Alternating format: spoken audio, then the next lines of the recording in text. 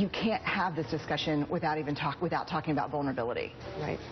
Courage starts with vulnerability, the willingness to show up and put yourself out there and be seen when you have no control over the outcome. And you know, most of us were raised to believe that vulnerability is weakness. Right. You know, fifth generation Texan. Suck it up, get it done, push on. But really, when we ask people what is vulnerability, they said things like starting my own business, the first date after my divorce, trying to get pregnant after my second miscarriage, sitting with my wife who has stage 4 breast cancer and making plans for my children.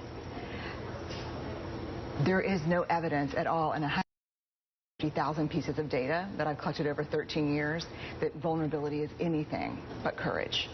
I mean, if we think about the last time we saw someone do something really brave.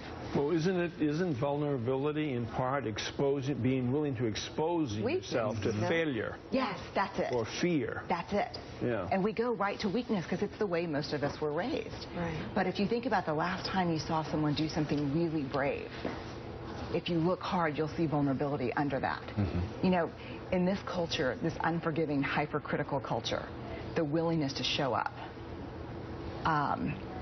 and risk failure is huge. You know, I saw a guy yesterday walking down the street of my hometown. He was probably 80 years old. He was bent over like this. He had a walker, and he was walking, and you could tell every step was painful. And I said to myself, that's the hero.